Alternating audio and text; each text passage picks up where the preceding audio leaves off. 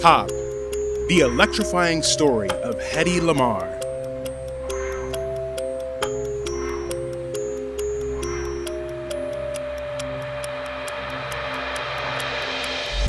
The SI unit of work or energy equal to the work done by a force of 1 Newton when its point of application moves 1 meter in the direction of action of the force, equivalent to 1/3600th of a watt-hour, simply broken down to W equals F times D. What do I have here, Hedy? A joule? Yes, my joule. Girls with your beauty don't need their nose in a book, Hedwig. You must work toward other ambitions. You need to be poised, submissive, and never speak out of turn.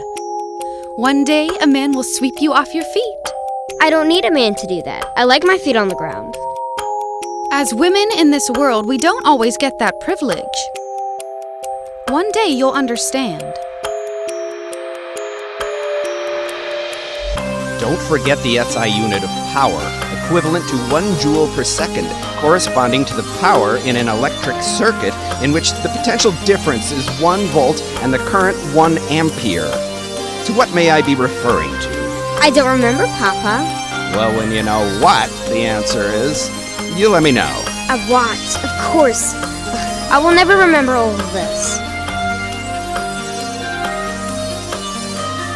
I won the beauty pageant, Mama. First place, but they didn't even care what I had to say. That's wonderful. What did I tell you, Hedy? I know you want to let your brain speak for you, but your beauty speaks for itself. But I want to be more than just a pretty face. I want to be more like Papa. You're a woman, Hedy. You will never be like your father. Can't you just be happy that you're beautiful? Can't that be enough? Lord knows that would have been enough for me. Time is just a construct, and perhaps all moments are just happening at once, and it sure has felt that way. Every moment with you has felt like both a lifetime and the blink of an eye. Once just a tiny fragile thing, and now a budding young picture of brilliance. I'm so proud of you, Hedy, and I know you will do great things. Papa, I'm gonna miss you so much. Just always promise me you will never forget what you have learned, and most importantly, who you really are. I don't understand you, Hedy. Do you not care at all for your own existence? Your culture, your religion, your future? Does none of that matter to you? We are in a war for our lives. Do you plan to switch sides on your own parents? Of course I care about those things, but I also need to have my own life and make my own decisions. Papa understands, why can't you? Your father would never want to upset you, but that doesn't mean he approves of your choice. Friedrich is on his side, Hedy. You know what that means for us. I've already made my decision. I have to leave. I'm gonna go, Mama. I love Friedrich. I want my freedom. If you leave here and marry him, I will never speak to you again. Mama, please, it doesn't have to end like this. As you said, you've already made your decision. Go then. Have your freedom.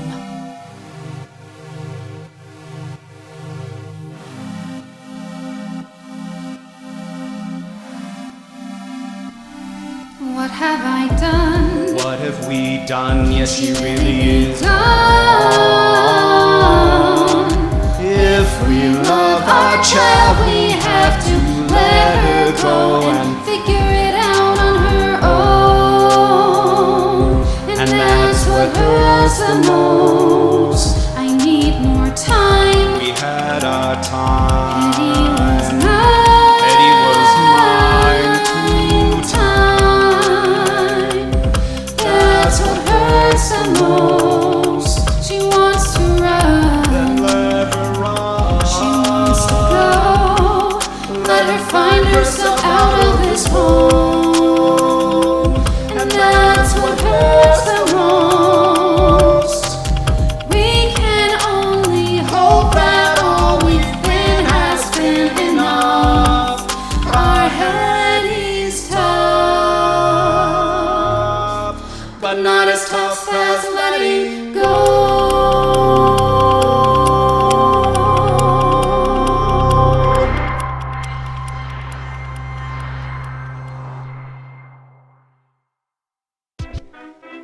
Hedy sits at an old-style dresser, with her maid combing her hair, dressed in undergarments, when her new husband, Friedrich, knocks on the door.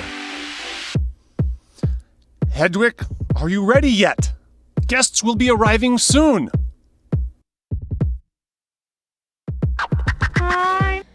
I'm just not really feeling up to another party tonight, Friedrich. Well, of course, dear. Please, feel free to sit in the room I provided you and the clothes I bought you while I entertain these very important men myself. I didn't marry a beautiful woman to be seen with, after all. There will be consequences if you are not down here dressed in a smile in your finest gown in 15 minutes. How dare you act like an insolent child? I am your husband. You will obey me. 15 minutes, Hedwig. Friedrich, What is it? may I also wear my finest jewelry? I told you to dress to the nines. What do you think that means? All right then, dear. 15 minutes.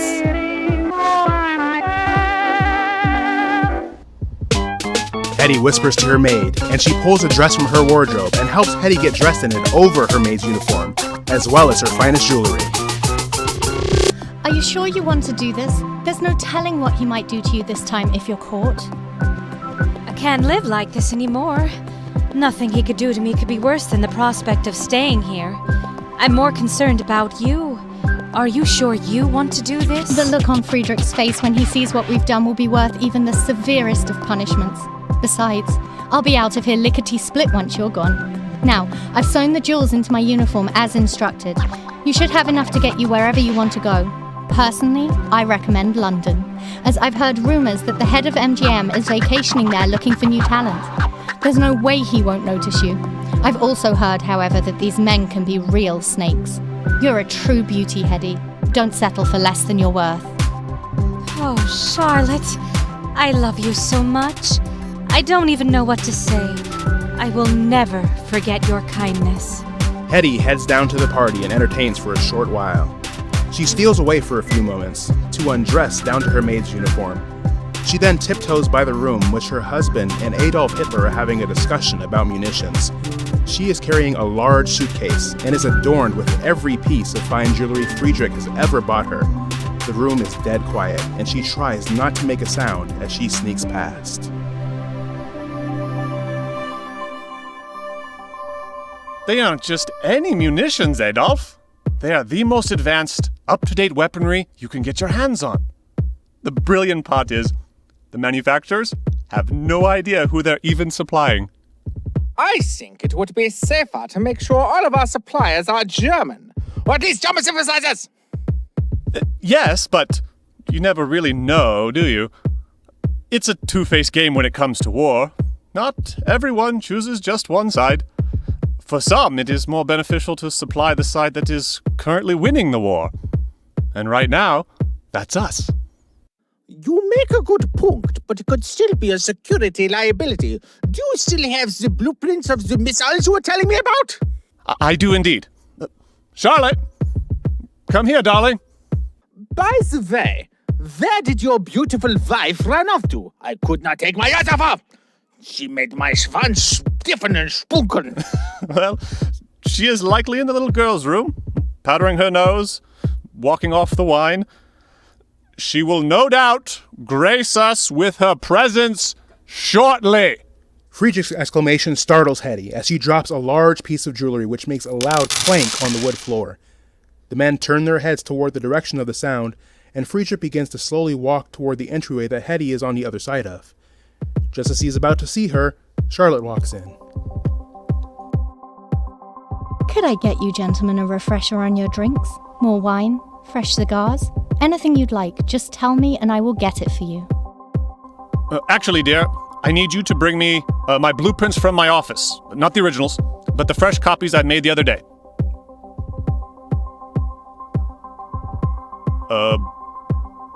Off you go! Friedrich, you have your maid trained well. Maybe she could teach that wife of yours a thing or two, huh? Dogs can run away, after all, if you give them too much slack in their leash. My advice, turn it up, my friend! Yes, well, the pretty bitches are always the most difficult, aren't they? Hitler nods in agreement with Friedrich as Hedy slinks further away from their conversation. She gently pulls open the front door and closes it ever so gently, then sprints as fast as she can muster to the outer edge of the property. She runs straight through the main gate, and once she has put enough distance between herself and the home she just left, she pauses for a moment to rest and look back. Mama, you were right. I'm so sorry. I'll come back for you two one day soon. And Friedrich, get zum Teufel, du Nazi-Scheiße!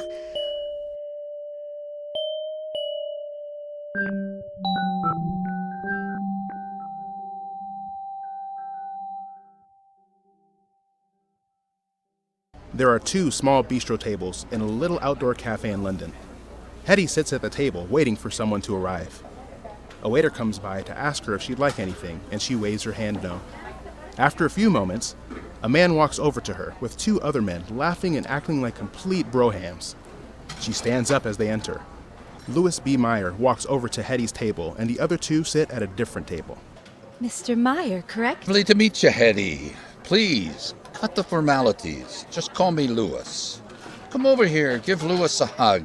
Hedy uncomfortably gives Louis a hug, and he keeps it for just a little too long. So how do you like old London town, eh? He pauses for a moment, really seeing Hedy for the first time. My goodness, you really are a beauty. Well, any girl can be glamorous. All you have to do is stand still and look stupid. Your English is quite a lot better than I expected. That will be useful. Have you had anything to eat? Would you like something to drink? Louis snaps his fingers and makes a 2-finger motion toward the waiter. So I'd like to cut right down to the chase here. You are obviously a pretty face. People will like that. And what kind of roles do you think you would like to play? I know you have gone nude for a role, but Americans aren't quite ready for that yet. They like their girls classy and sassy. I'm sure you can rein it in, though, and with some work, you could be quite the star. Hedy stares at him, taken aback by his comments. I know this can be a bit overwhelming. You'll get used to it, being around big wigs like myself. My pals and I were talking on the way over here, and they thought you might be worth $100 a week. But upon seeing you, I think we could do 125 easy. What do you think? Does that sound like a deal? It sounds like a number on par with what you'd give one of your cuddle cuties. I have heard of actresses making triple that with no experience. None as pretty as myself. Well, you're a foreigner, and we would be taking a chance on you. Some Americans take to the exotic nature of your types, but not everyone does. You could be a star, or you could be a complete flop. We can't just be throwing money around like it's candy. Plus, if anyone remembers that role you had in the German film, they will think you're a whore. It's going to take a while to rebuild your image. 125 is a fair price, seeing as though you are currently a bit of damaged goods, if you know what I mean. Damaged goods? I suppose you're talking about your trousers after seeing my bouncing bare arse in ecstasy. You know, Louis, if you use your imagination, you can look at any actress and see her nude. Perhaps you can use your imagination to think up a better offer for me. Hedy abruptly gets up and walks confidently away. Suit yourself, doll, but you ain't getting a better offer. Hedy finds a nice bench in the park to have a moment to think. She has a flashback of her and her mother. I am nervous, Mama. Nervous about what, Hedy? You're the most beautiful girl in town, you know that. But what if they don't think that I'm beautiful? What if they think I'm ugly? They won't, Hedy. And even if they thought that, it doesn't make it true. Even if you get last place, it changes nothing. But I don't want to get last place. I want to get first. If you want it, then you have to go for it. And you can only do that by competing. You have to put your nervousness aside and hold your head up high. If you know your worth, others will have to accept it as truth. There will be no doubts about it. You make everything sound so easy. Oh, my dear, I never said it was going to be easy, but the best things never are. I know what you're capable of. You'll win. I know you will. And if I don't? You'll still be the most beautiful girl in town, and my beautiful daughter. Hedy comes out of her daydream with a new sense of self-confidence. I will show him, Mother.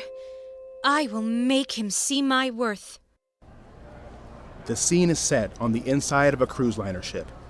A few people are eating at various tables, including Louis B. Meyer and his bro pals.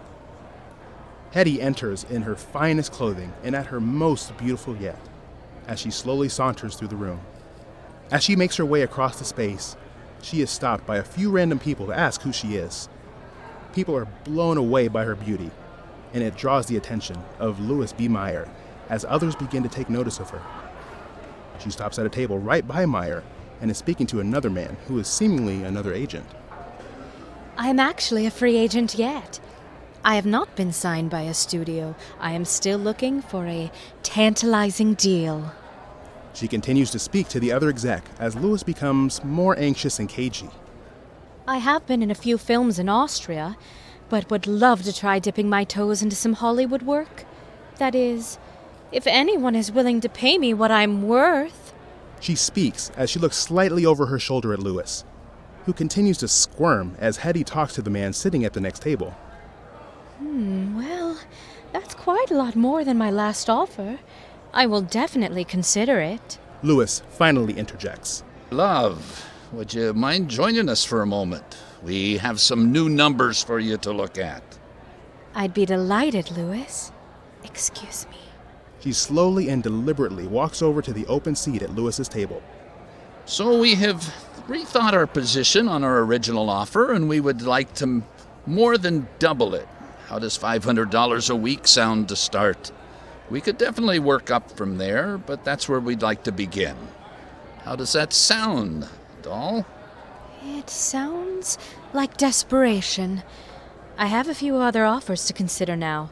I will have to get back to you. All right, Hedy. Let us know as soon as you know, though, and remember, we found you first. Good old MGM. Remember that, all right? Hedy slowly walks out of the dining room and gives a quick yes motion with her arm and a huge smile as she exits. Hedy, Louis, and his wife Margaret are all sitting in a stateroom together, discussing Hedy's future as an actress. We're so glad you accepted the offer, Hedy. I won't waste any time as we need to get to work quickly before we get back to the U.S.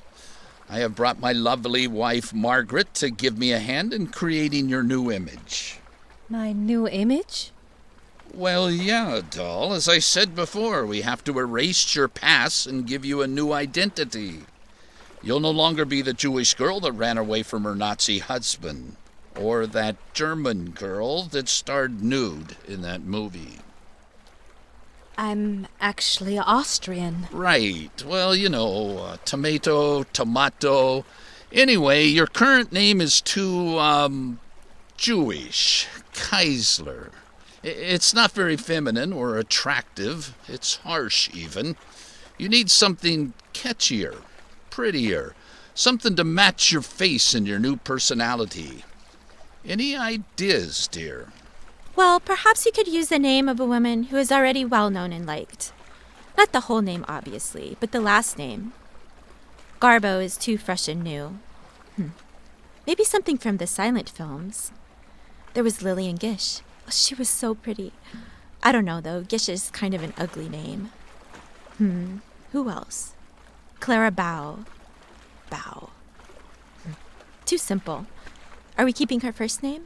I like the first name. I think it's cute. Short, catchy. It could go with a lot. Your shortened name, of course, not Hedwig. That's a bit too much. No, definitely not Hedwig. Hedy, though, yes. I do like Hedy. All right, so Hedy. Hedy Talmage. No, I hate it. Much too dirgy. Hedy Daniels? No. Hedy Moore? No. Hedy Lamarr? Ooh, I kind of like that. Although Bara sounds like bear all. We are trying to get away from your scandalous past. Hedy Swanson. No, terrible. Margaret, do you remember Barbara Lamarr? Oh, yes, the beautiful starlet that died young. What was she, 29? She was quite the beauty.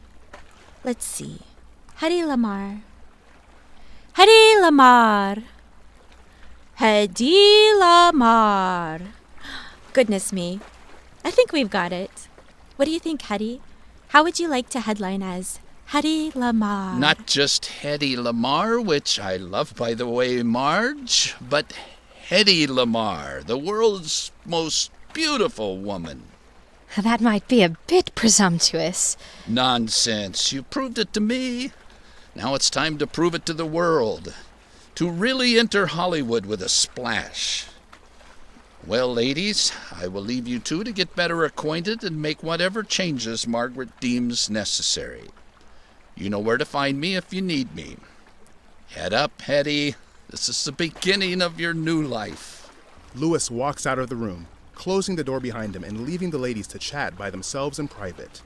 He can be a bit much to take sometimes, but he really is quite brilliant. He has made many a nobody into a star. Not saying that you're nobody, just that it's better to have him on your side than against you. It is a cutthroat business, and you need as many allies as you can get. Oh, I am seeing that already. Women get chewed up and spit out in this business. I see it every day. My husband is oftentimes responsible for this. I guess we don't always get to choose who we fall in love with, only the decision to stay with them. Not to pry, but just out of sheer curiosity. What was it like leaving your husband? Oh, well, it was a lot of different emotions, I suppose.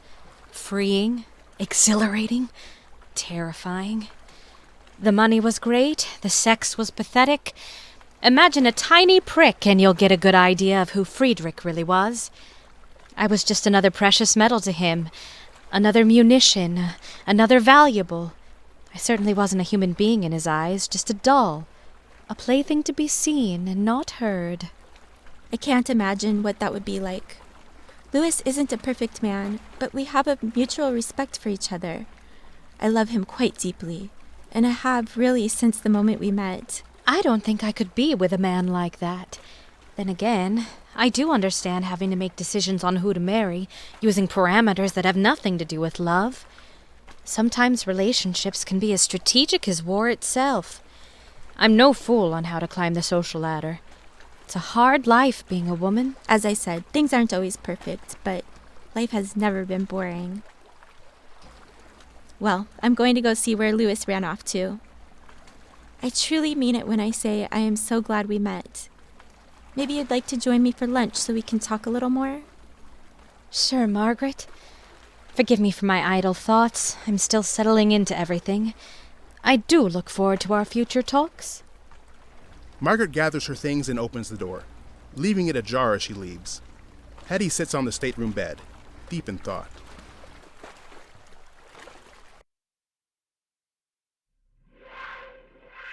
Alone, and I miss my home. Life is much more complicated than just monochrome. They want a dame with a brand new name, something not too Jewish sounding, my identity just replaced. Will I still be the daughter that they're proud of?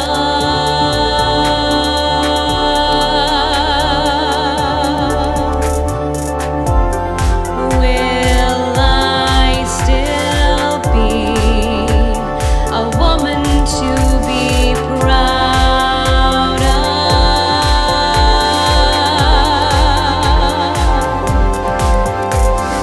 Mama, I'll go and play my part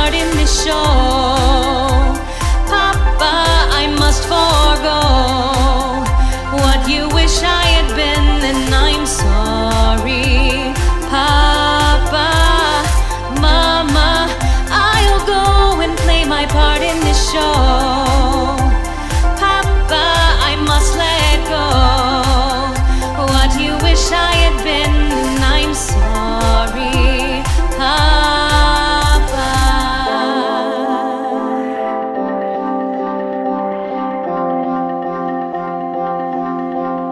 Who I am, they don't give a damn. Very little of me fits well into their plan. They see me as just a refugee. I won't mention my inventions if I'm going to succeed.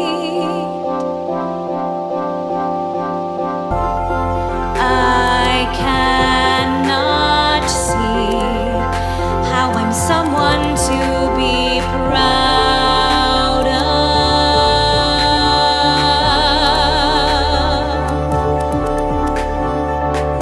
What lies in store for me? Is it someone to be proud of?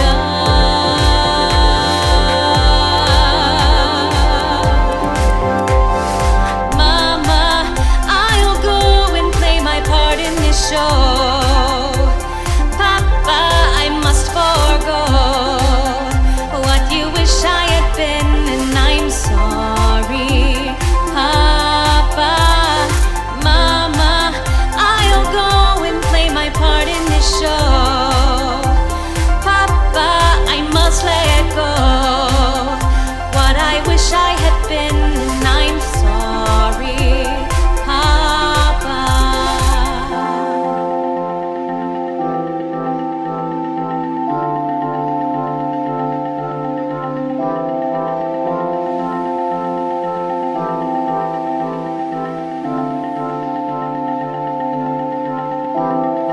Who could I have been with my mind?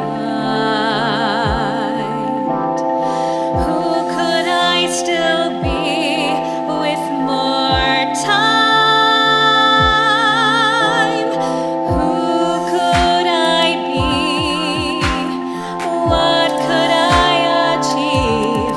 Dare I dream? 'Cause I believe I can try.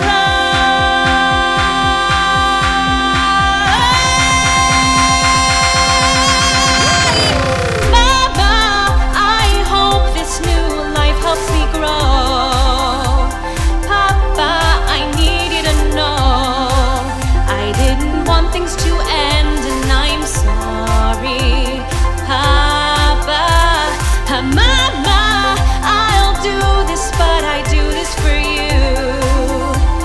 Papa, I have to choose what Mom wanted for me, and I'm sorry, Papa.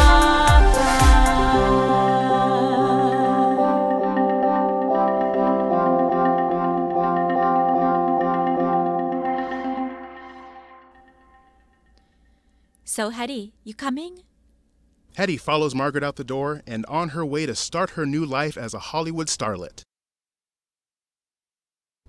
A few years pass and Hedy's light grows brighter as she becomes the world's most beautiful woman and Hollywood's most popular actress.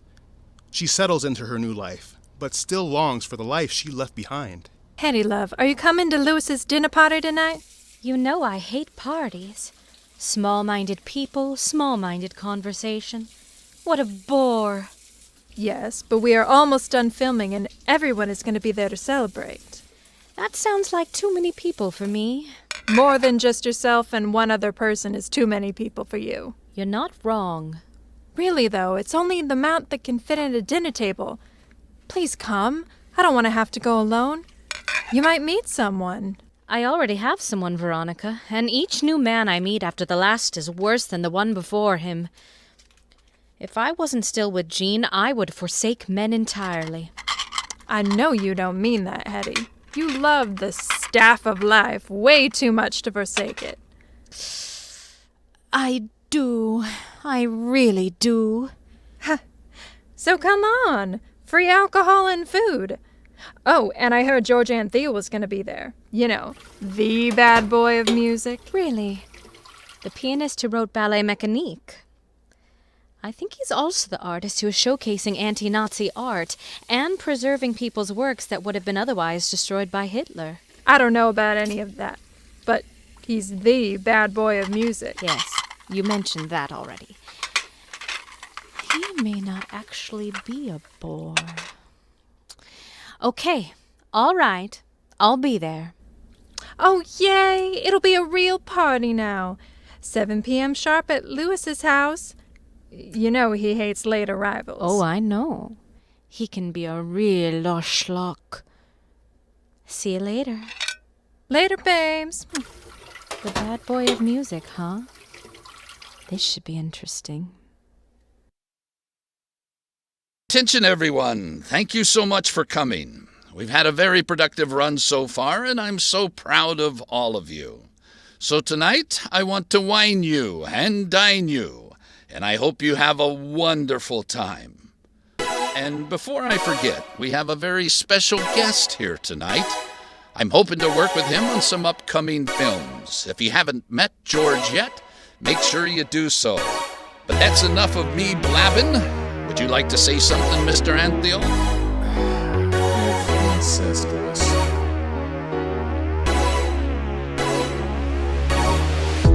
I spent my whole life making music, all the while living through these never-ending wars. You may have heard of me, inventions people come to see, and what, you may ask, have I done it for? I am a man of science, with lots of questions. I wonder how things fit, and why they work, and what makes people tick. When it comes to me, the only thing that people see is this rebel trope that I just can't seem to kick. Bad boy of music, more like the sad boy deep inside.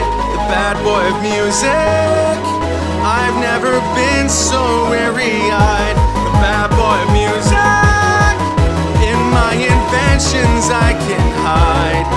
One day I will be gone and none will remember me.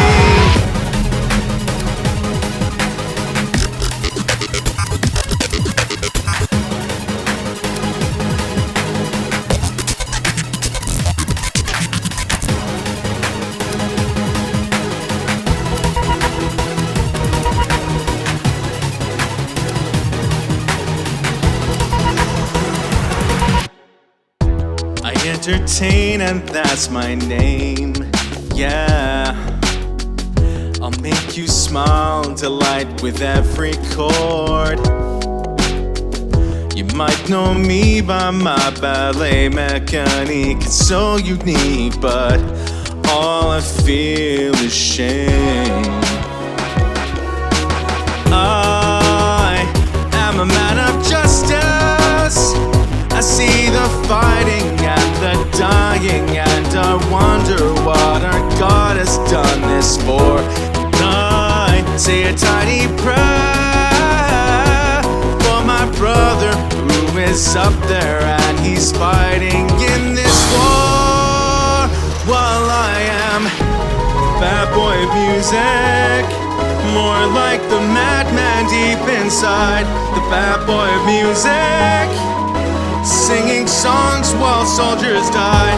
The bad boy of music, I couldn't be that if I tried.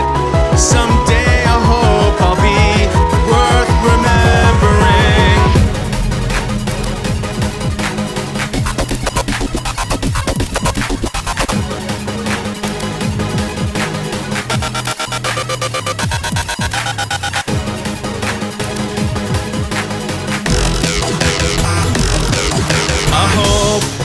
The world will remember, no, the world will remember, yes, the world will remember.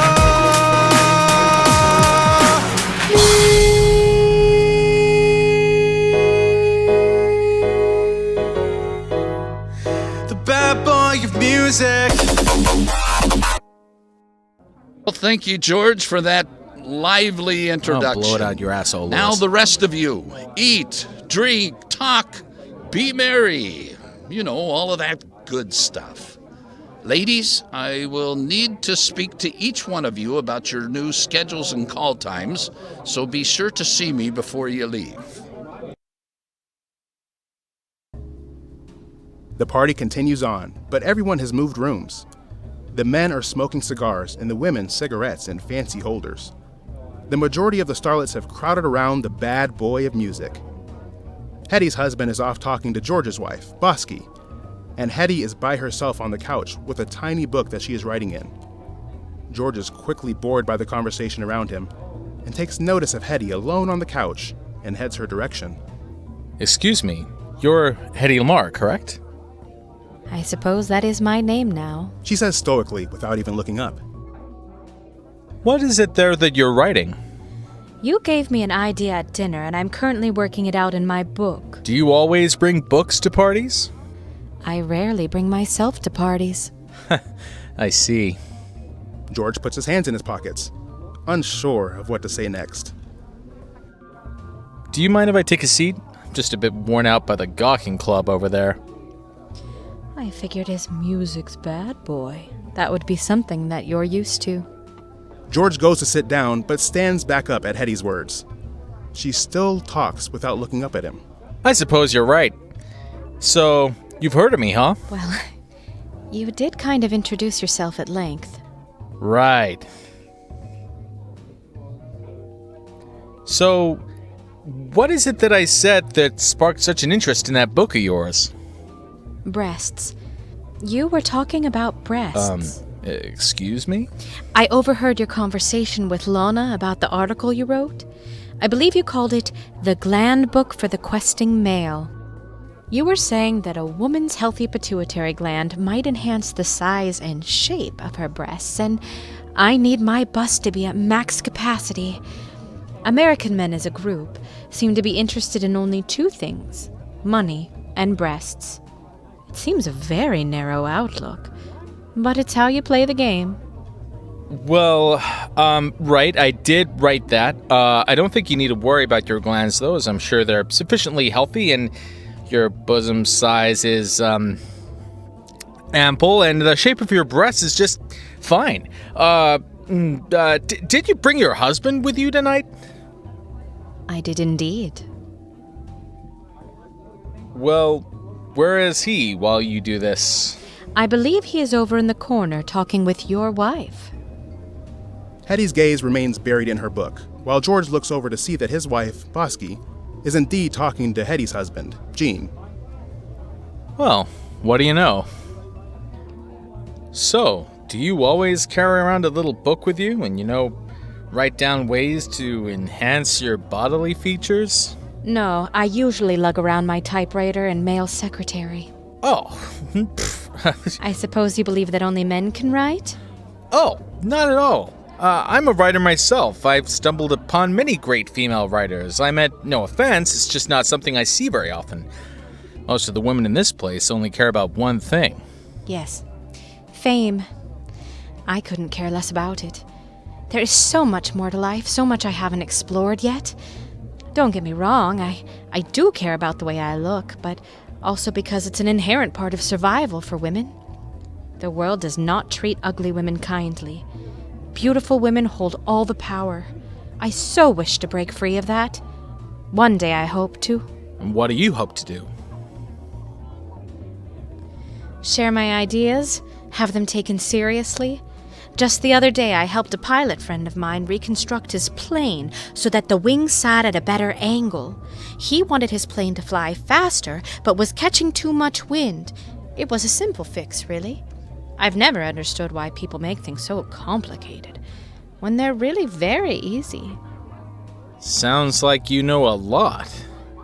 About a lot. My father was a great mathematician, inventor, and scientist. He taught me everything I know. I am not ashamed to say that no man I ever met was my father's equal, and I never loved any other man as much. He sounds like an amazing man. He is. Hedy becomes saddened at the thought of her father and abruptly changes the subject. So right now, I'm writing notes about glands and breasts and diet. But before I wrote down new designs for my friend's airplane wings, it looks like I was writing about...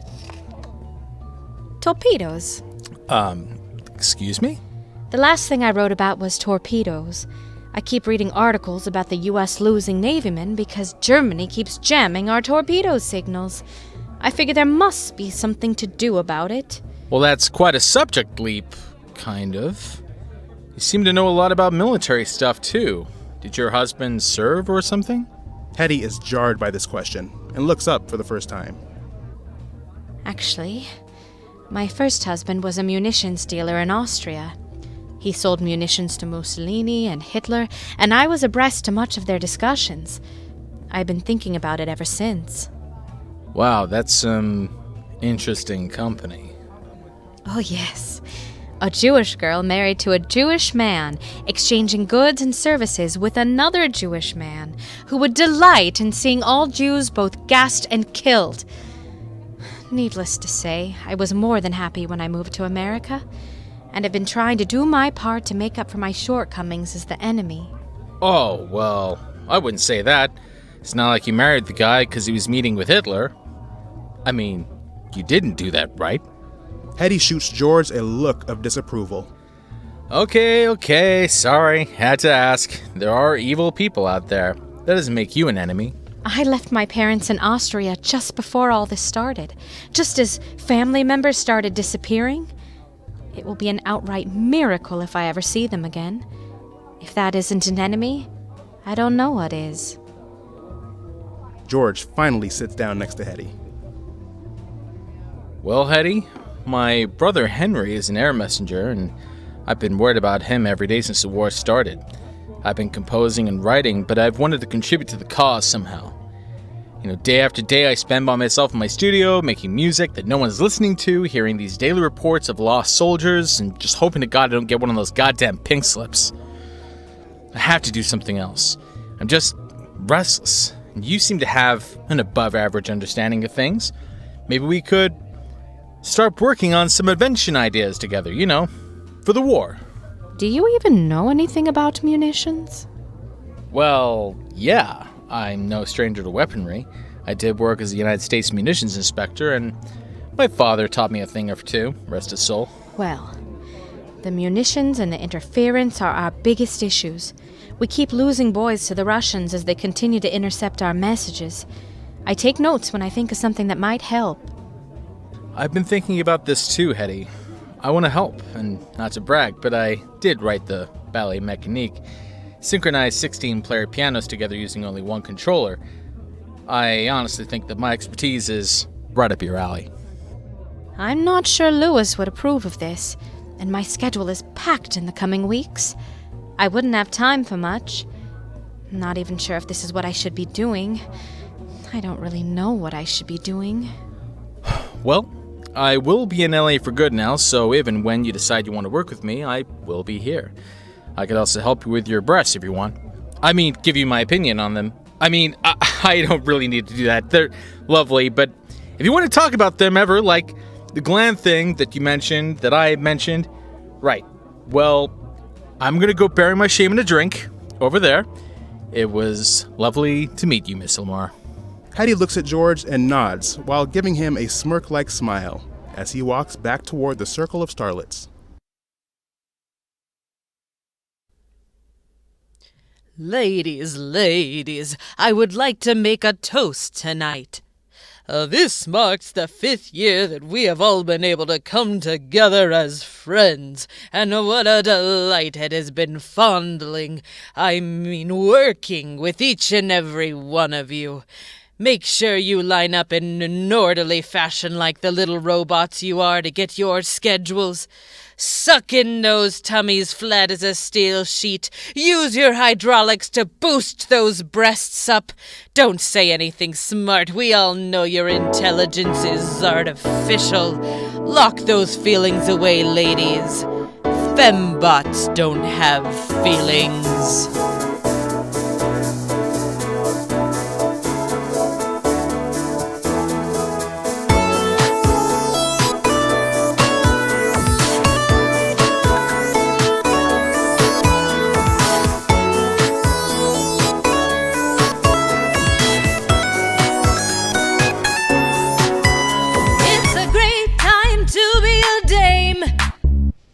producers can't remember your name.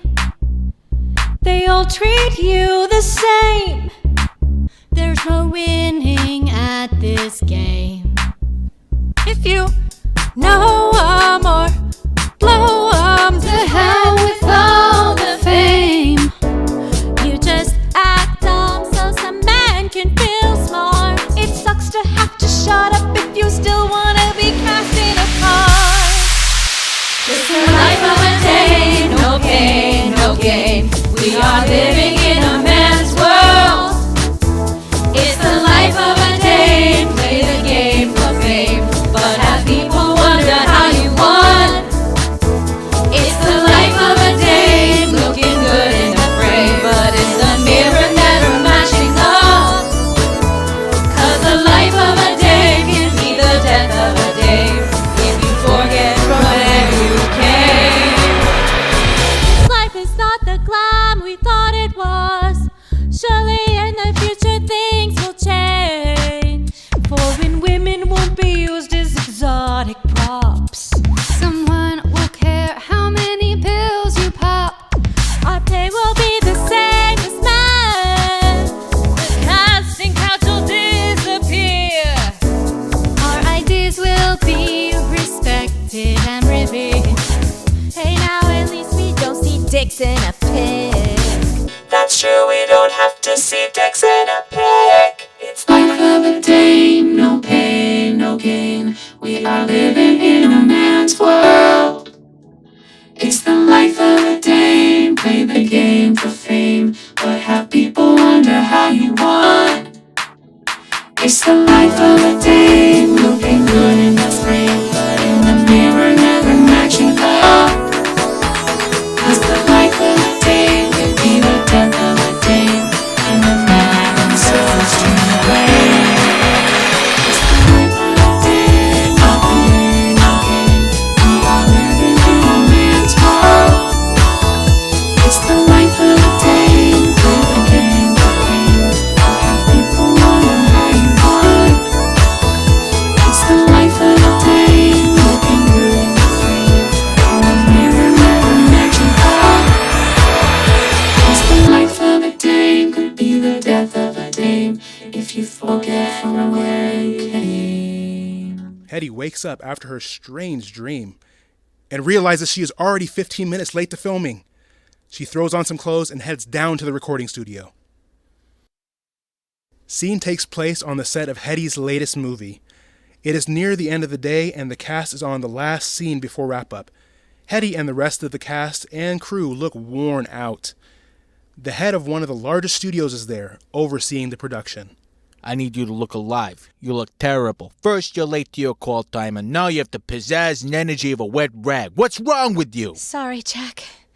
We've just been at it for hours now. I'm just exhausted. That's why you're making the big bucks now. This isn't small-town Germany anymore. Maybe they let you laze around there, but we expect hard work here in America. I know, Jack. I'm doing my best. Well, your best is pathetic today. Should I just send you home for some beauty sleep while my crew twiddles their thumbs waiting to film this last scene? Of course not. I can do it. Not looking like that, you can't. Jack addresses his assistant. Hey, Willow, I need you to make Hedy one of my special energy drinks. Yes, sir. Just give me one moment. You see, girlie, I contacted Lois, and he told me that if you weren't performing up to my standards, that I should resort to whatever means necessary to improve your work, if you know what I'm saying. And I'm a fair man. I don't want to see my lady suffer, but I also can't allow laziness. And you are no spring chicken compared to the girls we have coming out the actress shoot. They can handle 16-hour days without a peep. And that is my expectation, and I don't want to hear my chicks peeping, you know what I mean? Yes, Jack.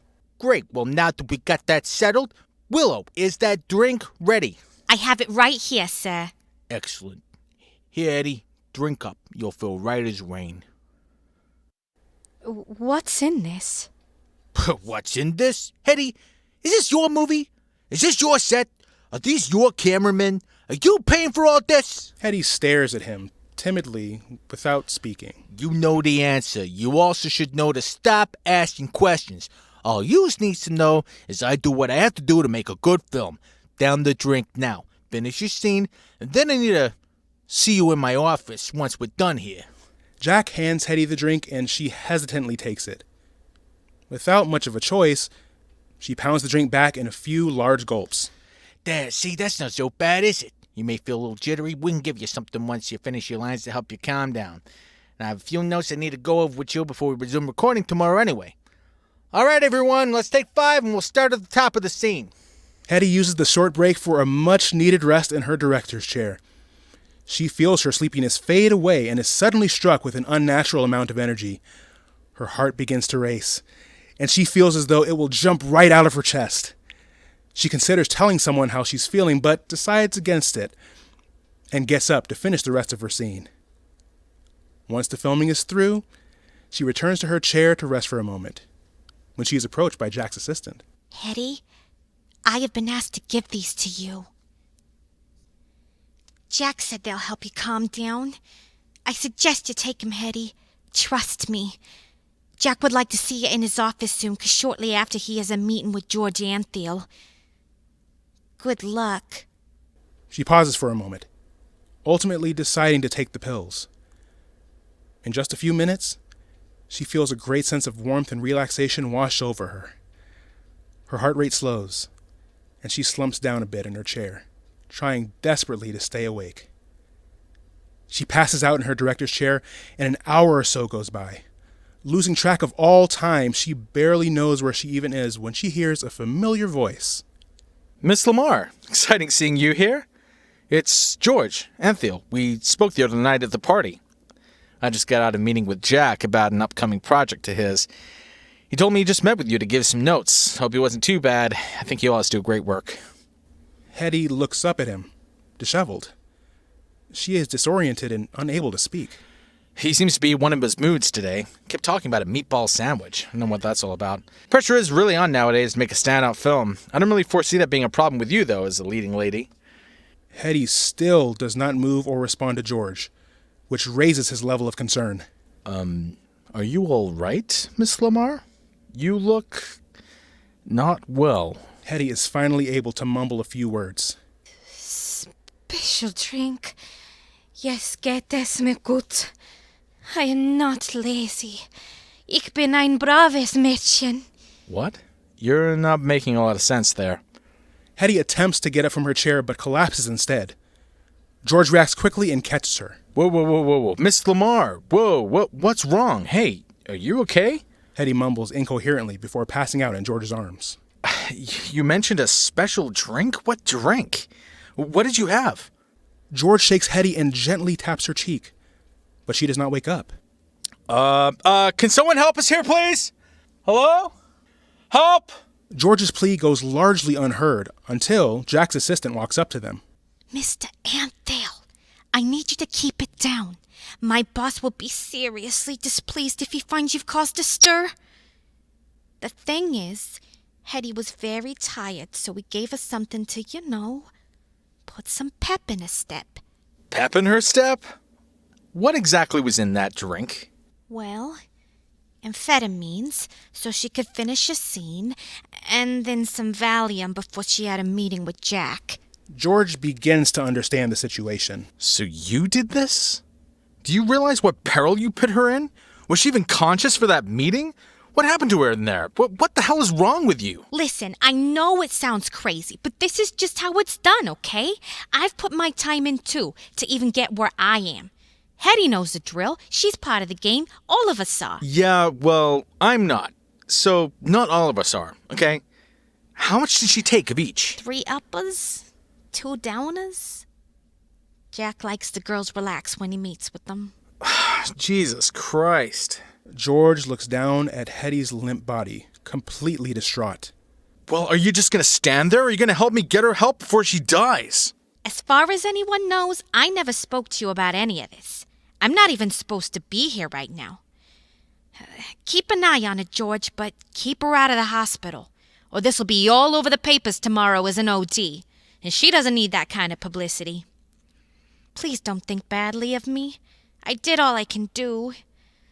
I gotta go. Wait, what do I do? Hey, Willow! Ugh, you crumb. Oh, Hedy.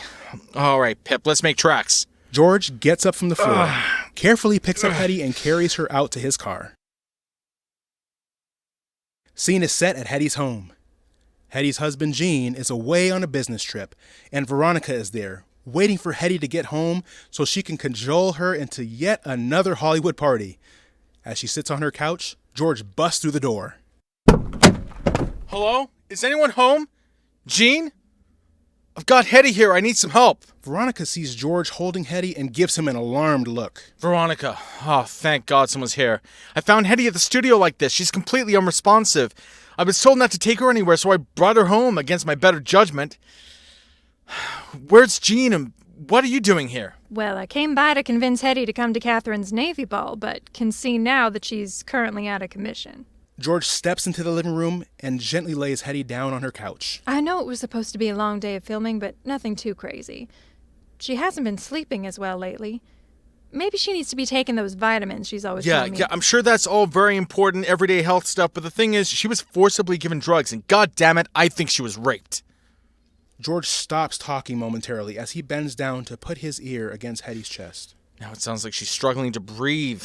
Sounds like a day in the life. George looks at Veronica flabbergasted. All right, I mean, I haven't really ever seen her look like this. Let me see if she has any charcoal. Veronica leaves the room for a few moments in search of charcoal. George gently sits by Hedy on the couch and grabs her hand, squeezing it reassuringly. I should really call a doctor. Veronica returns with a small jar in her hands. Hedy told me one time to keep charcoal in my home as it's useful in absorbing poisons and drugs if ingested. Oh, great. Look at what I've become, Hedy. Now I'm a nerd, too. George, get a glass of water, please. George bolts over to the couch to fetch the water, and Veronica scoops out a spoonful of charcoal. They both get Hedy to take the charcoal and lay her back down when they're done. How are you so unfazed by all this? This is really very bad. I mean, I've heard rumors about studio directors, but I never suspected. George has a moment of clarity. My God. This really isn't unusual, is it? Well, for Hedy it is. I've never seen her in such a state. Pray the Lord she wakes up. So many haven't in the past.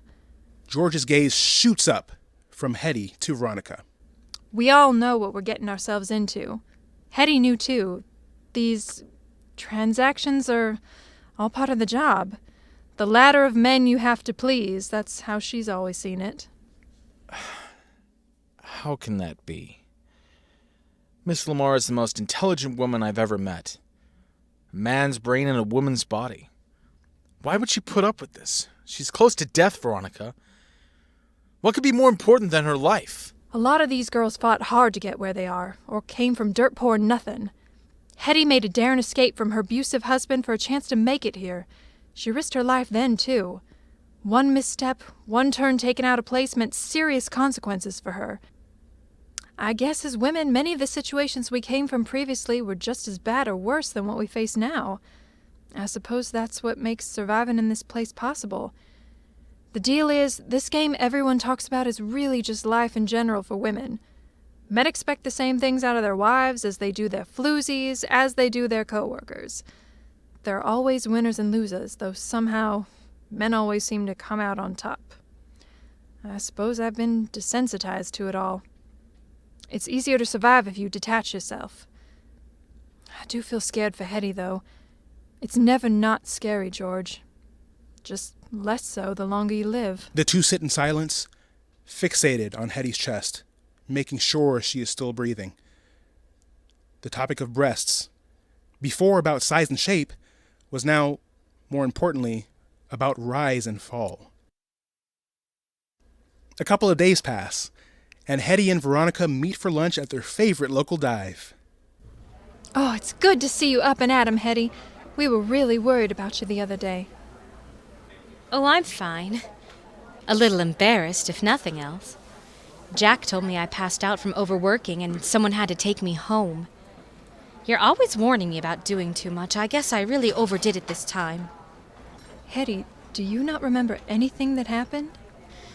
I remember having the longest rehearsal of my life, and then I remember waking up on my couch with the worst headache I've ever had. Hedy, I think you were given the VIP treatment after filming.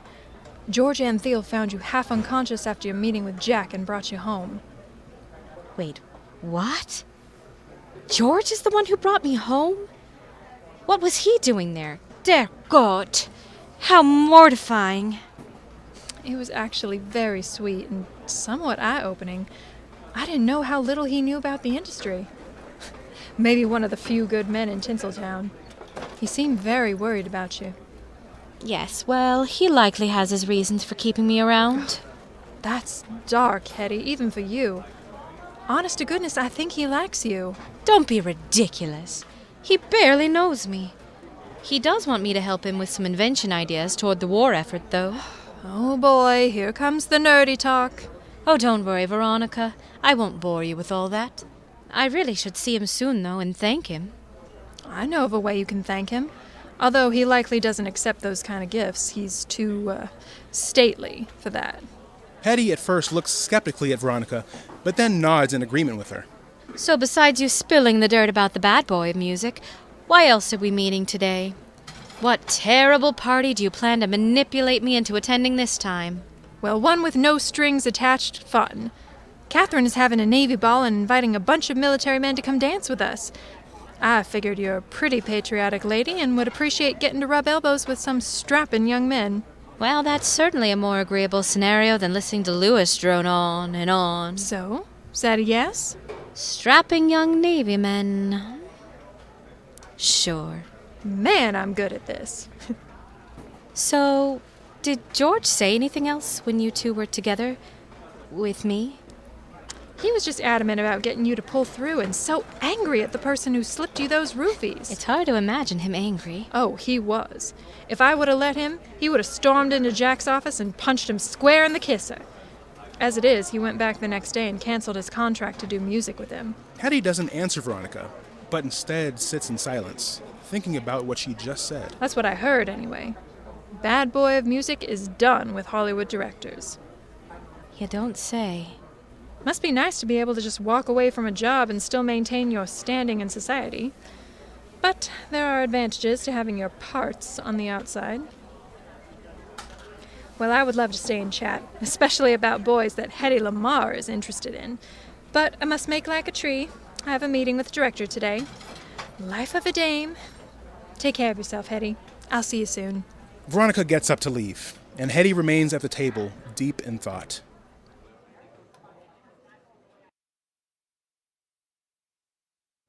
Lights go up on a large banquet hall with beautiful decorations and a full band. Veronica, Hedy, and the other Hollywood starlets have all gathered for Catherine's Navy ball. It's been so great catching up, ladies. But I need to get home. But Hedy, we're only one song in. The party hasn't even started yet. We still have boy toys coming. Veronica, you can't call them that. They are sailors. They deserve our respect. And our boobies. All right, ladies. I have invited some fine-looking gents to dance with us tonight. Please show them a good time like I know you will. They leave for port tomorrow. This is gonna be great, Hedy. You can't leave now. You just can't. At least pick a cute one to dance with. You do know I'm married. Never stopped you before. All right. One dance. The Navy men enter and start chatting up the ladies. One particularly handsome gentleman meets Hedy's eye. He walks over to her. You're Hedy Lamarr. In person. I loved you in Ecstasy? No, I was actually going to say Lady of the Tropics. Oh? What is Ecstasy? A foreign film of mine. Look it up. I think you'd like it. All right. I will. So, where will you be stationed, Mr. William Briggs. I'm not sure yet.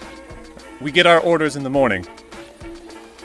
My best friend was in a crew that was just obliterated. My wildest dreams imagined that the last time I saw him would be, the last time I saw him. That's terrible. I'm so sorry. Yes, well, it's war, ma'am. But at least I don't have to think about that for tonight, right? Miss Lamarr, Yes? are you all right? Yes. Okay then, well, would you like to dance? Any way I can be of service, sailor.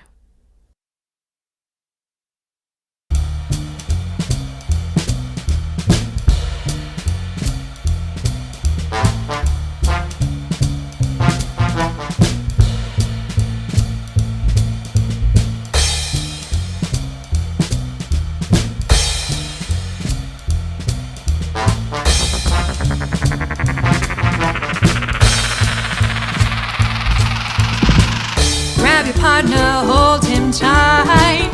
Feel the buzz in the air tonight. There is something electric about it. Get a shock and just don't doubt it. Energy is all around. In your feet as they touch the ground. Swing your partner now, just do it. Come on, boys, let's hop to it. Ha! You know you wanna. Ha! And now you're gonna. Ha! Just grab that lady and dance the night away. Ha! I'll beg you, baby. Ha! And don't say maybe. Ha! It's all just gravy. Let's dance the night away. This could be your very last shot to show this dance for everything you got. It doesn't take an awful lot. Don't give it a single thought. Just grab your baby by the hips. Impress her with all your flips and dips. Admiring the ruby lips. Come on, boys, let's hop to it. Ha! You know you wanna. Ha! And now you're gonna. Ha! Just grab that lady and dance the night away. Ha! I'll beg you, baby. Ha! And don't say maybe. Ha! It's all just gravy. Let's dance the night away.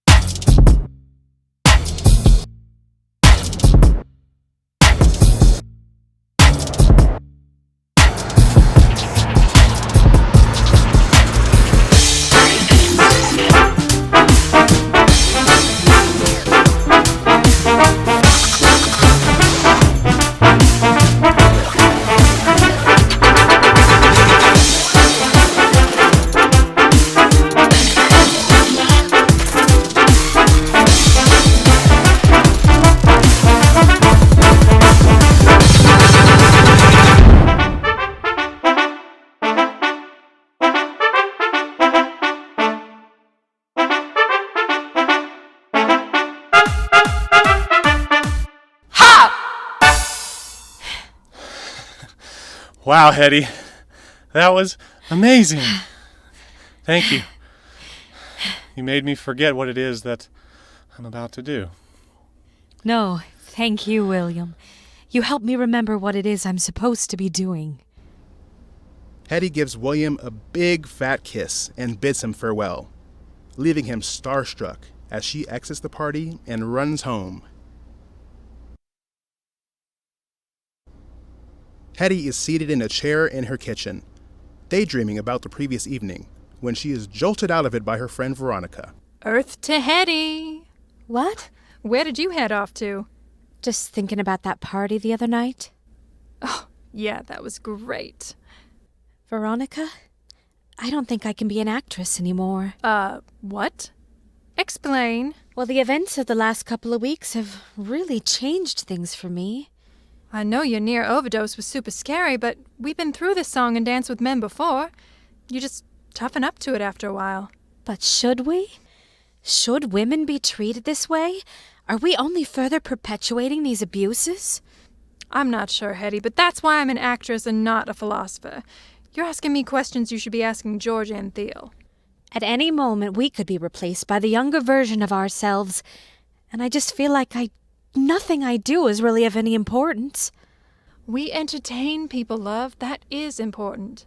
Yes, but we live lush, safe lives, while the majority of the country is either at war or taking on extra jobs to keep the country afloat. But we are the escape.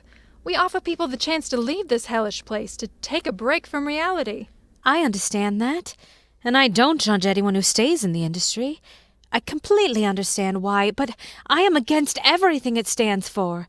Besides all that, I have to contribute. The sailor I danced with last night was so fearless. He had just experienced unspeakable tragedy and was ready to face it head on. It was tremendous to witness.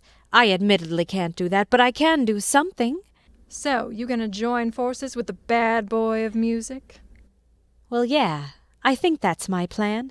To start living the life I should have been all along. To break out of this cage I've been put in. I think George is the key. Hedy, do you plan to shake sheets with Mr. Antheil? Veronica, I am married. Yeah, and he's not a jerk, so he's definitely not your type.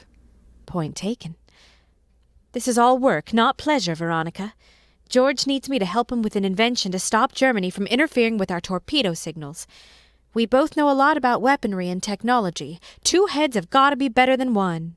Well, Hedy, I would be lying if I told you I understood what the hell you are talking about. I'm not a scientist or an inventor or anything special. I'm just a pretty face, and I'm going to stick to acting. But Hedy, you know you always have my full support. And I support you staying in the industry, love. I just can't anymore. I have to do something different. I'm being called to do something different. Well, then keep at it. Keep working on, with George. I knew you were a nerd, but I didn't know you had a mad scientist in you, Hedy. I gotta say, it's pretty exciting. Well, I gotta split. I have an early call tomorrow, full makeup and hair. It's gonna be a long day. Good luck, darling. See you soon. Hedy settles back into her chair and puts her head in her hands. German interference, Morse code, communication, signals. There has got to be a common thread within all this. Dear God, I must be out of my mind. Hedy has a short flashback of herself and her father when she was just a little girl. Why weren't you fit? You fit back in before. Stupid bots. No, I'm the stupid one. I know it fits. I'm going crazy. Remember, my darling, insanity is doing the same thing over and over and expecting different results. You have to try something new if you want a different outcome. You took it all apart. Do you not remember how it goes back together? It's not that. I do. I kept good track, but the dance was off balance. I wanted to straighten the mechanism that spun her, but every time I've tried to put her back in, she just won't fit. Think back through the steps and make sure you don't miss anything. A small washer, a tiny screw. Could be something ostensibly unimportant. I checked and double-checked, Papa. Think, Hedy. You must be sure of yourself before you proceed any further, or you will continue to be consumed by frustration. If you truly didn't miss a part, figure out what you need to make it functional again. You can always make something work if you believe that you can. Have a little faith in yourself, Hedy. You'll appreciate that advice later on in life.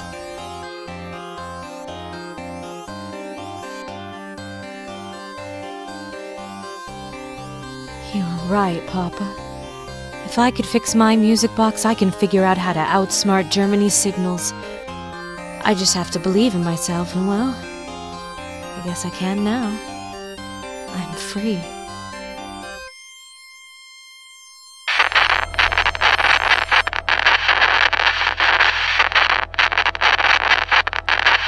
I'm the daughter of a tinkerer and banker, and my mom, God bless her soul, I have to thank her, invented 20 things when I was 17, and then somehow I landed on the silver screen. Then one day in the middle of my little perfect life, I realized how wrong it was to be mein Führer's wife, and I fled my home, and I hoped I'd find a better life for me. And I was right. I set my mind free.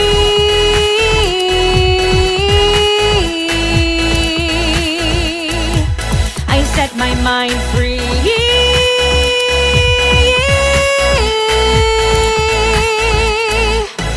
Nothing can contain this bolt of pure hot energy. I am free.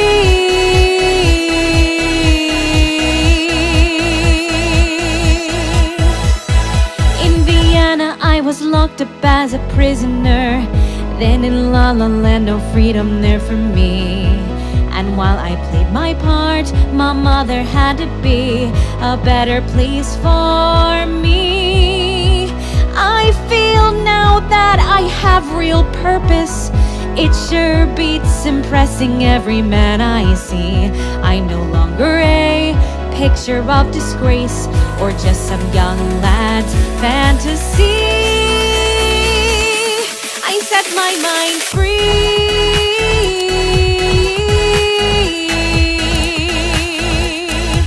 I set my soul free.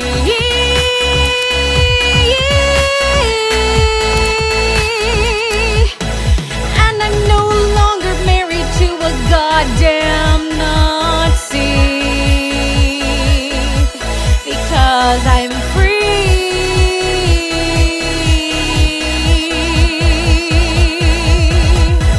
I am aflame with ideas, and I have been trained for this work, and I cannot contain all my thoughts, so much they'll all rain down on you. They've been stuck in my brain all this time, and because of my fame I've played dumb, and you may know my name, or maybe not. I am Hedwig Eva Maria Keisler. I am a Jew, and W equals F times D is a joule. Just like me, Papa. Now my mind is free.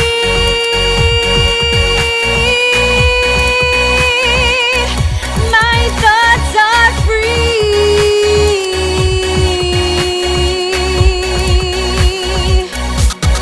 All I had to do was open up a new frequency, and now I'm free.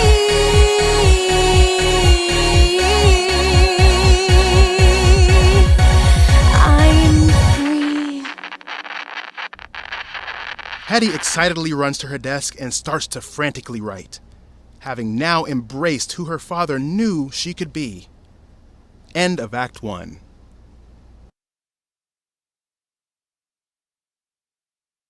Start of Act 2, scene begins outside of George's house. Hedy goes there to speak to him about the inventions they had talked about. She knocks on the door, and George's wife, Bosky, answers. Hello. Can I help you? Hello. I was wondering, is George home? Yes, but he is in his studio working. You look really familiar. Did you happen to attend Louis Meyer's dinner party a few weeks back?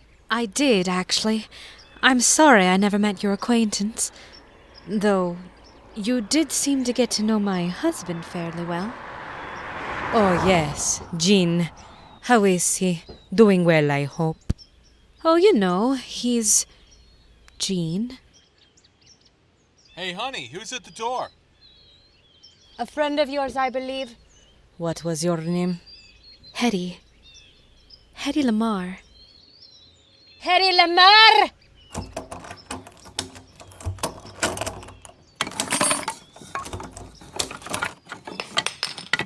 Whew, thank you, darling. I will take it from here.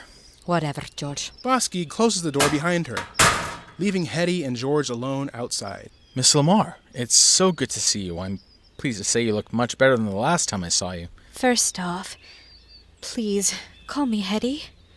Secondly, I have been meaning to apologize for that whole fiasco. Please save your apologies. You did nothing wrong. I was there at the right place, the right time.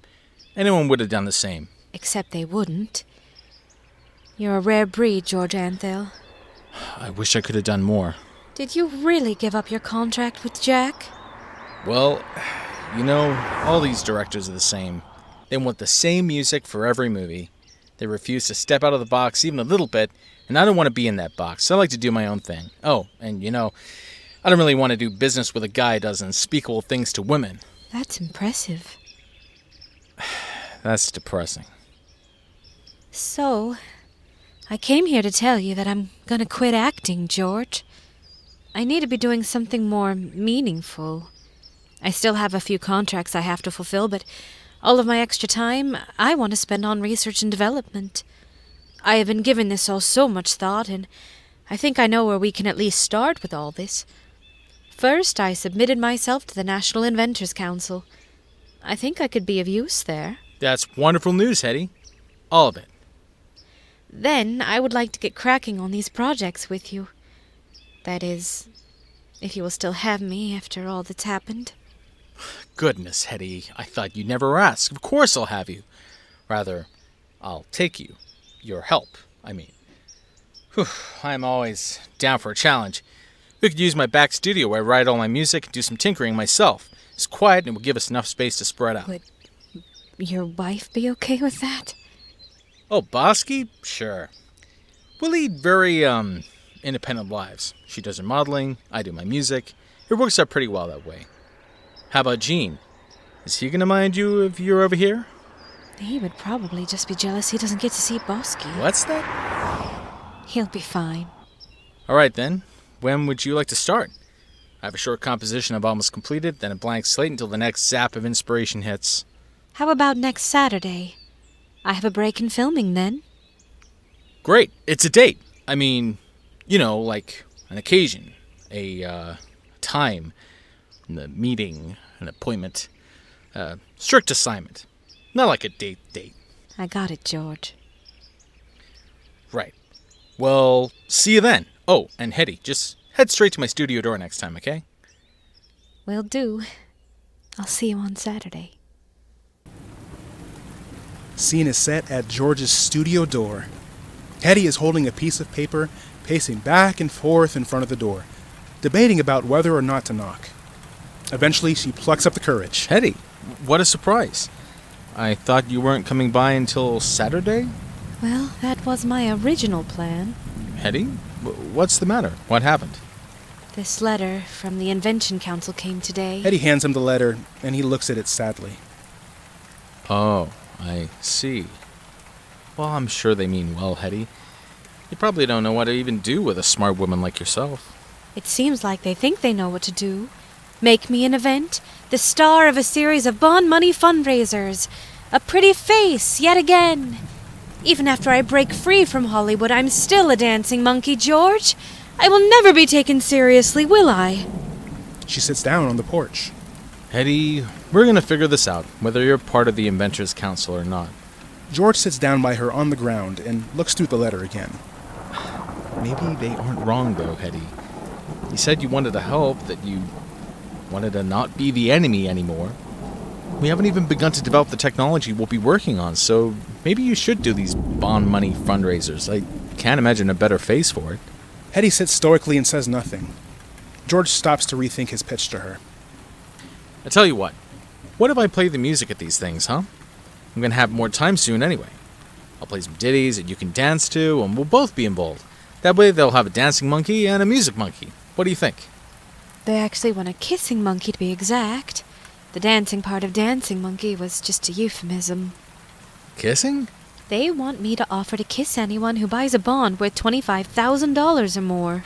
Well, I mean, that is quite a bit of money. Hedy shoots him an incredulous look. But I can also understand how that would be insulting and humiliating. So I wasn't joking about playing the music, though. I will do it if it makes you feel better. Well, I don't love the idea, but I will do anything it takes to bring down those German assholes. That's the spirit.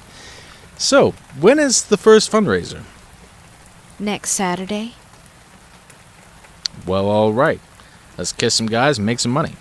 Rather, well, you know what I meant. Hedy nods her head and gets up to walk away, but turns back just before she leaves. Hey, George, thank you for all you've done. She exits and George stays outside his door watching her leave, smiling.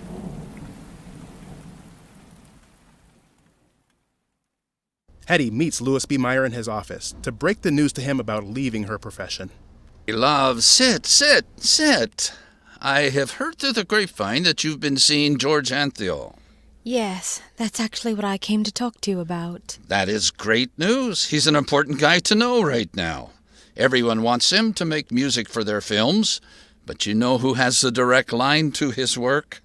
Good old MGM. We will pretty much be unstoppable now. Well, Louis, I needed to talk to you today because I desire to take a break from acting. Hold on now. Say that again? George and I haven't teamed up as a movie super duo. We are working on the technical side of the war front. Hedy, you're a pretty face. Those words aren't making sense to me. The world needs you in front of a camera, not buried in a book. My mother would have agreed with you, but my father taught me things that are a part of me now. I have it in my literal blood to invent, to learn, to explore new things beyond Hollywood. Hedy, this is devastating news. I took a chance on you. Marge and I risked a lot to put an unknown into such a high-paying position. We've made you who you are. I know, and that's why this is so hard. I would be a nobody still without your help, and I don't take that for granted, not for a moment. You still have 2 contracts with MGM, Hedy. Do you intend to renege on those? No, of course not. This would only start after I have made good on my promises and signed contracts. Or in my downtime, if before then. You're red hot now, Hedy. I think this is a big mistake. I have to do this. We have to end this war. And I need to get back to Austria and bring my parents here with me. Nothing means more to me than that. Well, if there's one thing I've learned not to argue with, it's a woman who has made up her mind, and that definitely appears to be you. I can't say I'm not extremely disappointed. We could make so much money together, Hedy. You are my star right now. Will you at least consider coming back after you're done? Possibly. Although, actresses are much like radioactive nuclides. I don't follow. We have short half-lives. Once those windows of opportunity are gone, they are gone forever. Yes, well, women like yourself age like fine wine. Just know there will always be a place for you in the City of Angels, Hedy. Louis gives Hedy another uncomfortably long hug, and she leaves his office having had a huge burden lifted. Hedy and George are dressed up all snazzy at a World War II bond money fundraiser. George picks up his mic and starts talking. Hello, fellow patriots!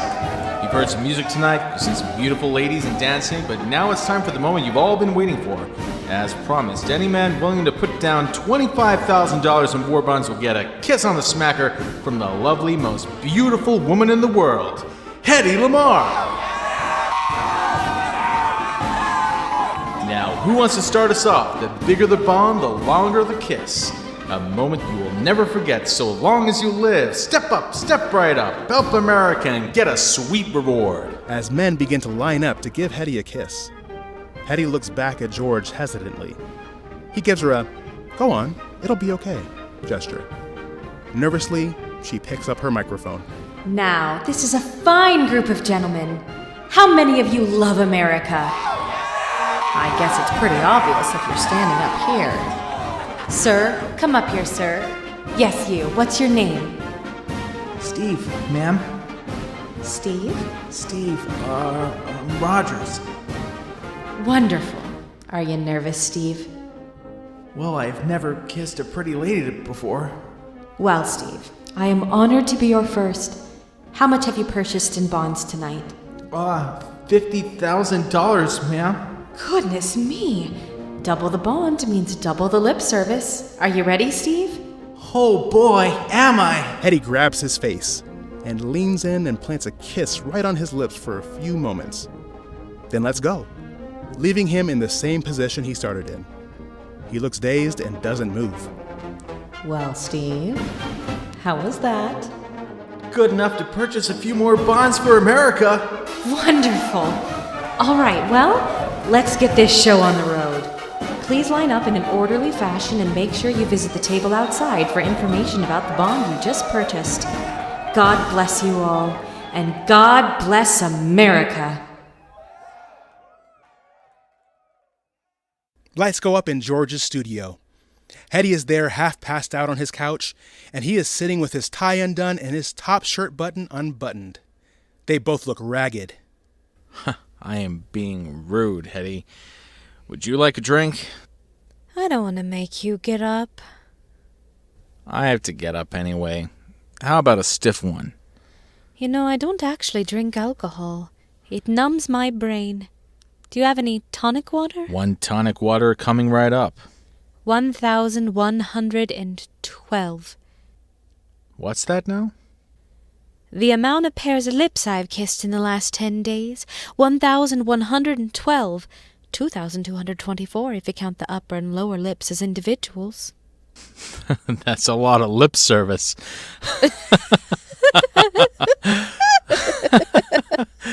Well, Uncle Sam can thank us when we've finished our invention. I mean, he should thank us now, Hedy.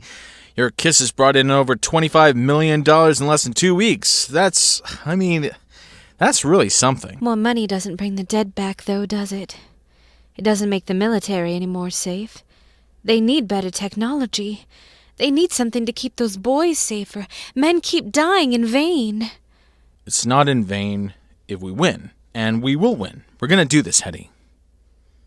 Listen, why don't you let me walk you home? I doubt we're going to get much accomplished tonight in this state of mind. Actually, sometimes I find this to be the best state of mind. All right, then. Thoughts. What thoughts have you had about this? Well, I've had dozens of thoughts about it. The majority of them not terribly productive. Okay. Have you thought any more about where to even start? Well, the other day I was talking to Veronica and told her pretty much everything on my mind, and then I just needed to change my frequency. And it suddenly hit me. That could be the answer to our torpedo problem. Oh, also that vitamin C could be the answer to my torpedo problem.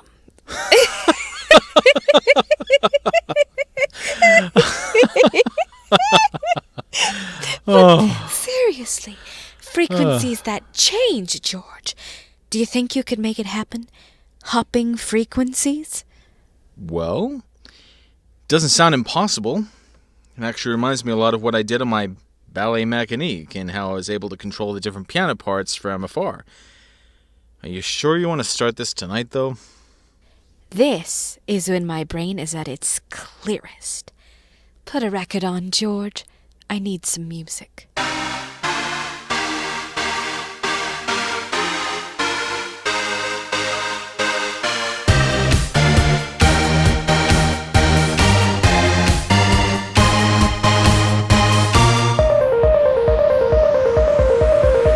The signals are the place to start. Each one will play a tiny part. What's the average length of frequency? In seconds, 1 or 2 or 3. I think the average waveform goes as long as the signal it comes from grows. The length is only limited to the input in which it's going through. Now I think of things I hear in meter time. So when signals cross my mind, imagine them as music, rhythms, counts, and beats. Send that rhythm in a bar or two. Send that rhythm, go on, send it through. It's just rhythm, and it's all we need. Rhythm, if we're going to succeed.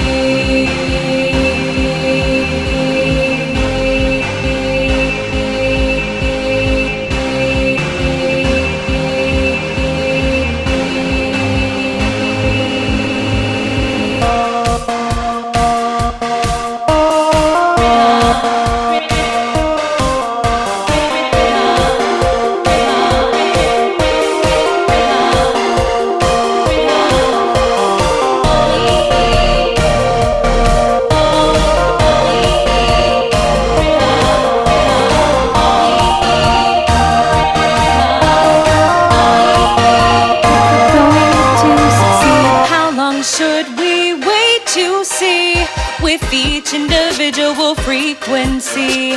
When should it change? Where should we cut it off? Do you know? It has to sound convincing too, or else someone might question who is sending patterns like this across. We must make sure it won't get lost. So then just send a beat right through. A simple one will even do. Yes, continue with that beat, and then our work will be complete. Let the rhythm pop, take me to the top. Now we cannot stop. Let the beat drop.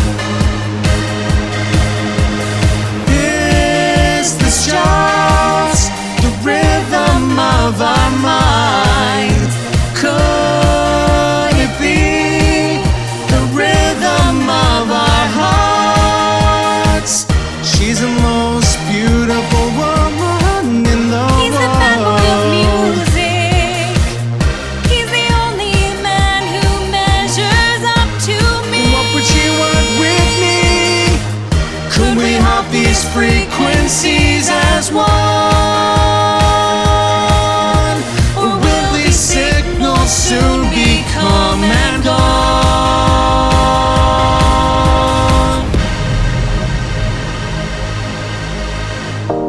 For now we'll stay in time and use how our minds align to finish or to keep on trying.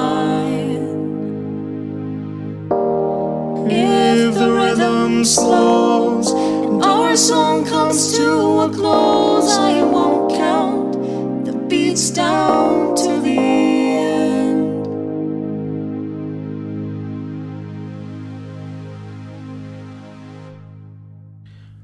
Well, Hedy, we have made a lot of progress tonight.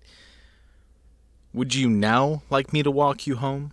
Oh, George, I'm only a few houses down. Well, you never know what creeps are hanging out, though. It is La La Land, after all. Not sure I'm as worried about that as I am the studio. What's that, Hedy? Nothing. Let's head home. George helps Hedy put on her coat and puts his arm around her as they shut the door behind them and leave his empty studio. Lights come up on Hedy's door. George is holding a pink slip of paper, barely holding it together. He knocks on the door, then paces around. Jean answers. Well, hey there, George. Hedy just got back from filming to have a quick bite. I'll grab her for you.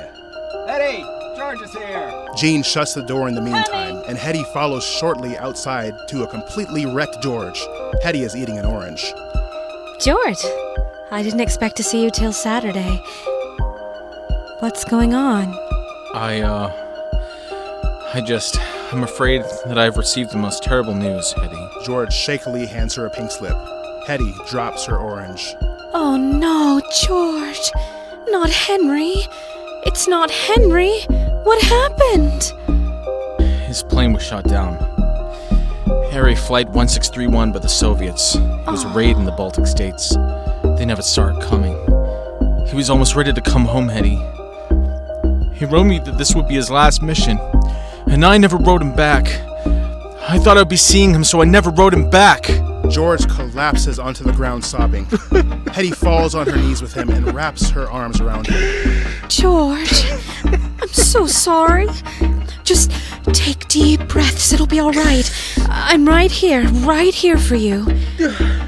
I couldn't save him in time, Hedy. Oh, George, I know. We tried. I couldn't save him in time. I'm so sorry. Hedy rocks George back and forth in her embrace while wiping away tears of her own.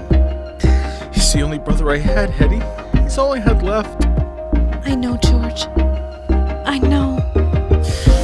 What's the point of anything now?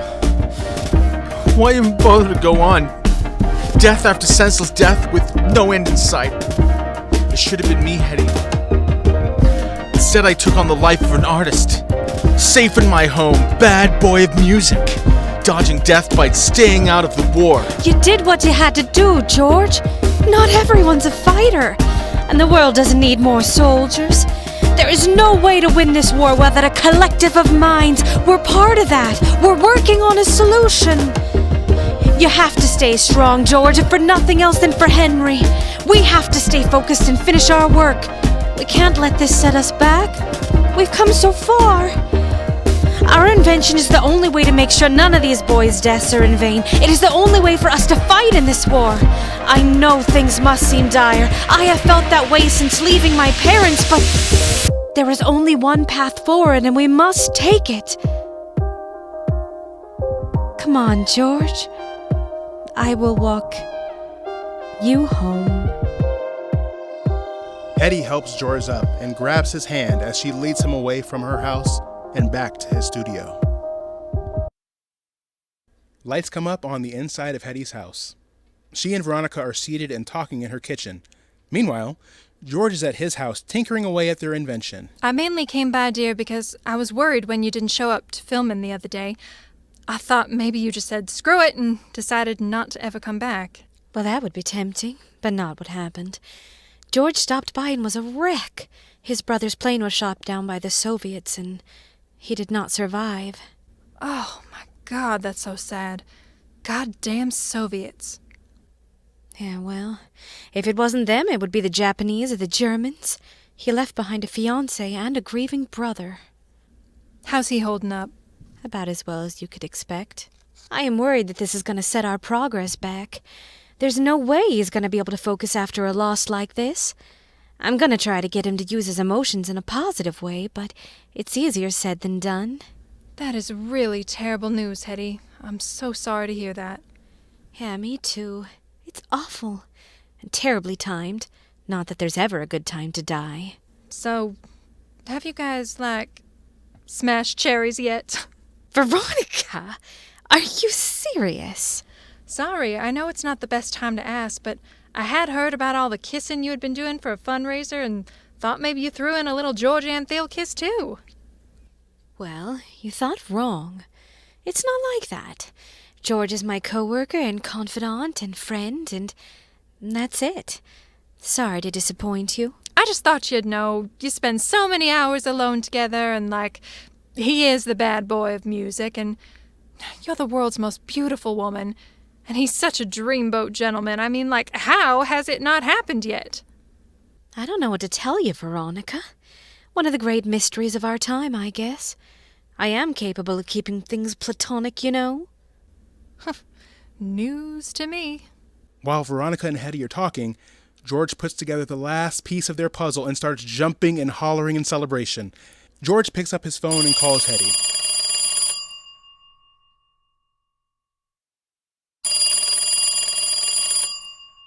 Hello? Oh, hi, George. How are you feeling Hold on. Slow down. What's going on? Okay, all right. I'll be over right away. Veronica stares at Hedy with pursed lips. Oh, knock it off, will ya? He has something he needs to show me and says it's urgent. Oh, I'm sure he does, and I'm sure it is. Goodbye, Veronica. I'm heading out now. Veronica is left in Hedy's kitchen, smirking to herself, and taking a bite of an apple that she has helped herself to. Hedy. Platonic. George paces around his studio excitedly until he hears a knock on the door. Hedy, come in. Hedy steps in, and George gets up and grabs her by the arm and directs her to where he's working. Hedy, I didn't sleep last night. I couldn't think at all. But then it just started coming to me. It was like a free flow of information that I just couldn't shut off. Exciting, George. Tell me about it. Okay, so you originally told me that if homing signals could be sent over multiple radio frequencies between the transmitter and the receiver, that the enemy would perceive them only as a random series of blips on any one frequency. That's what we were going over the other night. Correct. People tend to overlook the mundane. Right, well, Hedy, I think we did it. I think I have solved the challenge of how to synchronize the pattern of frequencies between the transmitter and receiver. I consulted with an electrical engineering professor over at the California Institute of Technology to double-check my work, but I think I did it. We did it, Hedy. You must show me. How does it work? How did you put it together? Check it out, Hedy. 2 motor-driven rolls, like those on my player pianos for ballet mécanique, installed in the transmitter and synchronized through 88 frequencies, matching the number of keys on a piano. So the transmitter would go on the torpedoes, and the signals would be changing constantly and be ultimately too mixed for them to figure out and intercept. Precisely, Hedy. It's gonna work. You're right. No one's life is gonna be for naught. We're gonna win the war, and we're gonna be a part of that win. George, I don't even know what to say. This is brilliant. You're brilliant. What a day for America and the Allies and us. She excitedly embraces George, and they hug for a long time. They come out of the hug looking at each other intently and slowly consider whether to move in for a kiss when all of a sudden the door opens, and Jean and Bosky come in. Bosky? Jean? Veronica told me you left for George's in a hurry, and she explained what happened a few days ago, and I came by to make sure everything was okay. We were talking in the foyer, and I heard a lot of commotion here, so I wanted to make sure you were all right. Bosky, we are more than all right. We did it. We have successfully figured out frequency hopping. I am still not sure what that means, but it sounds great. Well, that's amazing, you two. All your hard work has finally paid off. Why don't we all go inside for a drink to celebrate? That sounds like a wonderful idea. Hedy, you'll join us all, right? Come on, baby. A glass of champagne isn't gonna kill you. Plus, your brain could surely use a break anyway. All right. I will meet you there in just a moment. Mama, I did this and I did this for me. Papa, you wouldn't believe what we'll accomplish from here, and I know we'll win. Mama, your advice led me right where I should be. Papa, I knew that you'd see the girl you wanted in me, and I'm free. I'm set free.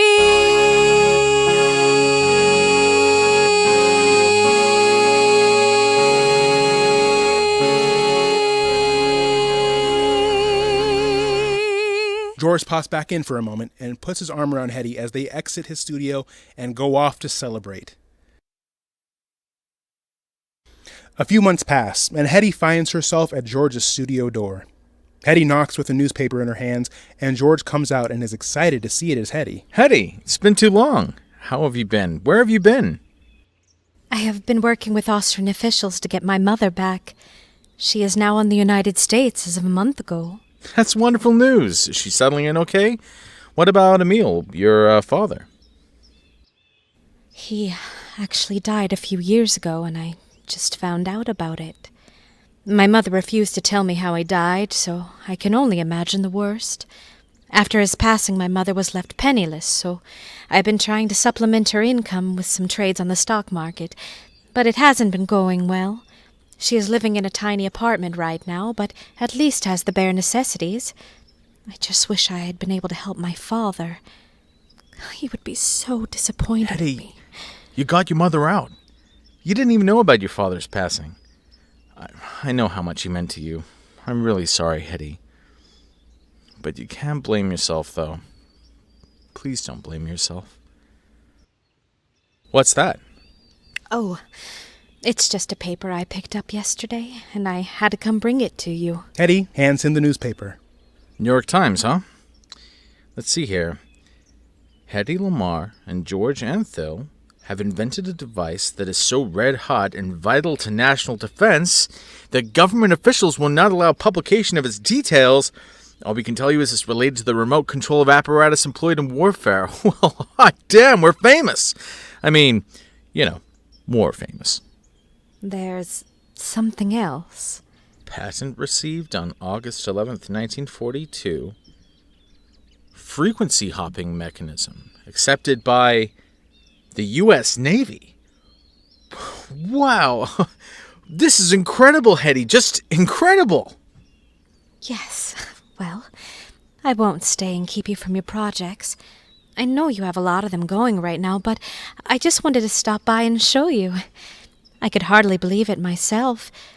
It seems like just yesterday we were talking about torpedoes at a dinner party, and now we are patented inventors.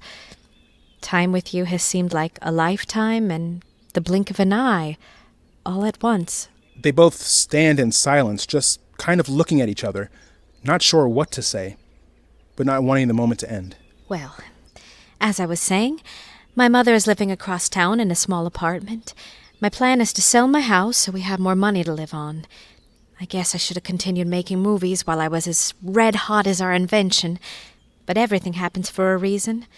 The uranium decay of the female form. I wouldn't have changed a thing, though. So wait, you're not going to be my neighbor anymore? I'm afraid not. But I'll never be more than a hop away. You know that. They stare at each other with a loss for words when Hedy finally interjects. Well, I guess this is goodbye, George. Thanks for everything you've done for me. She begins to walk away, but George grabs her by the arm. Wait, Hedy, there's something I need to just... Hang on a sec. I have something for you, too. George walks into a studio for a minute or so, while Hedy waits awkwardly outside. George then reappears with an envelope in his hand. This is for you, Hedy. Hedy opens the envelope to reveal a war bond. Back when we were doing those fundraisers, I bought a $25,000 war bond. Wasn't sure how many we would sell, and I just thought you needed the support. Of course, it wasn't needed, at all. But at any rate, I thought you might like to keep it. George, that's so sweet. I can't take this from you, though. It's too much. Please. It's something you can remember me by. Help your mother get situated. Get yourself back into a better financial standing. All right then, George. But since you did in fact purchase a $25,000 bond during the wartime fundraiser, there is something that I need to give you to remember me, the world's most beautiful woman, by. She steps up to him and gently caresses his cheek, and leans in. As he leans in for a kiss, she kisses him on the cheek, and they both pull back, staring at one another. I actually bought 3 of those, if I remember correctly.